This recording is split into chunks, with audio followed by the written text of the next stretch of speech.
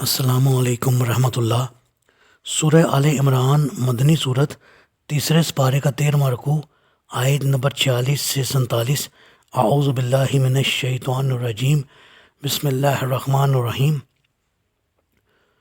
وَيُكَلِّمُ النَّاسَ فِي الْمَهْدِ وَكَهْلًا وَمِنَ الصَّالِحِينَ،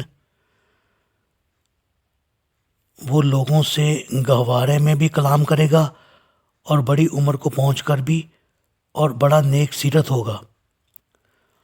قالت ربی انا یکون لی ولد ولم یمسسنی بشر قال کذالک اللہ یخلق ما یشاء اذا قضا امرا فانما یقول له کن فیکون۔ مریم کہنے لگی، پروردگار، میرے ہاں بچہ کیسے ہوگا جبکہ مجھے کسی آدمی نے چھوا تک نہیں۔ اللہ تعالیٰ نے جواب دیا، ایسا ہی ہوگا، اللہ جو کچھ چاہتا ہے پیدا کرتا ہے۔ وہ تو جب کسی کام کا فیصلہ کر لیتا ہے تو اسے کہتا ہے ہو جا، تو وہ ہو جاتا ہے۔ جی، رسول اللہ صلی اللہ علیہ وآلہ وسلم نے فرمایا، گہوارے میں 3 بچوں کے سوا کسی بچے نے بات نہیں کی۔ ان میں سے ایک عیسیٰ ابن مریم ہے، دوسرے بنی اسرائیل کا وہ بچہ جسے جریج سے منسوب کیا گیا، اور بچے نے جریج کی بریت کی اور بول کر اپنے اصلی باپ کا نام بتا دیا۔ تیسرے وہ بچہ جس نے ماں کی چھاتی چھوڑ کر کہا تھا، یا اللہ مجھے اس ظالم سوار کی طرح نہ کرنا۔ اور مہد گود میں کلام کرنے کا مطلب یہ ہے کہ بچہ ابھی گود میں ہو، شیر خوار ہو، اور وہ کلام کرنے کی عمر کو نہ پہنچا ہو، نہ ہی ابھی اس نے کلام کرنا سیکھا ہو۔ اور کہلا کا مطلب پختہ عمر ہے، یعنی عیسیٰ علیہ السلام نے مہد میں بھی ایسے ہی کلام کیا جیسے پختہ عمر میں کیا، یا دوسرے لوگ پختہ عمر میں کیا کرتے ہیں، اور اس عمر میں ان کا کلام ایسا پرمغز اور معقول تھا جیسا کہ عام لوگ پختہ عمر میں کیا کرتے ہیں۔ اس وقت آپ نے کیا باتیں کی، اس کی تفصیل سورہ مریم میں آئے گی۔ سردست یہ بتانا مقصود ہے کہ اس عمر میں آپ کے ایسے کلام سے لوگوں کو متنبع کرنا مقصود تھا۔ وہ اللہ کی قدرت کاملہ سے پیدا ہوئے ہیں، بغیر باپ کے پیدا ہوئے ہیں، اور جو لوگ ان کی والدہ ماجدہ کو شکوک کی نظروں سے دیکھتے ہیں وہ غلط کار ہیں۔ ان کی والدہ پاک دامن، صدیقہ اور راست باز ہیں۔ جو کچھ وہ کہتی ہیں وہ بالکل سچ اور حقیقت پر مبنی ہے۔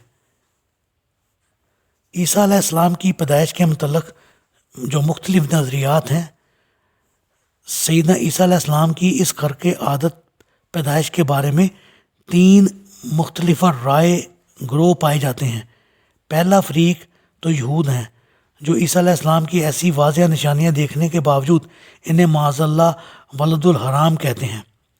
سیدہ مریم پر زنا کی تہمت لگائی اور ان کے ساتھ زکریا علیہ السلام کو ملوث کیا، پھر آخر اپنی اسی بدظنی کی بنا پر انہیں قتل بھی کر دیا۔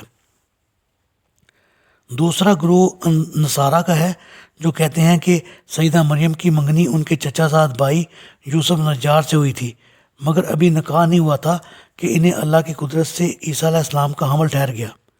جب یوسف کو اس صورت حال کا علم ہوا تو اس نے یہ منگنی توڑ دینا چاہی، مگر خواب میں اسے ایک فرشتہ ملا جس نے بتایا کہ مریم پاک باز عورت اور ہر طرح کے الزامات سے بری ہے، اسے حمل اللہ کی قدرت سے ہوا ہے، لہذا تم ایسی پاک باز اور پاکیزہ سیرت عورت کو ہرگز نہ چھوڑنا۔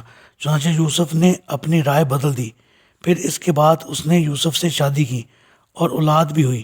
یہ فریق اپنے بیان کے مطابق مختلف اناجیل سے حوالے بھی پیش کرتا ہے۔ تیسرا گروہ منکرین معجزات کا ہے، جو عیسیٰ علیہ السلام کی بن باپ پیدائش کے قائل نہیں، لیکن وہ تعویل ایسی پیش کرتے ہیں جس کا ثبوت نہ کتاب و سنت سے مل سکتا ہے، نہ اناجیل سے، اور نہ کسی دوسری کتاب سے۔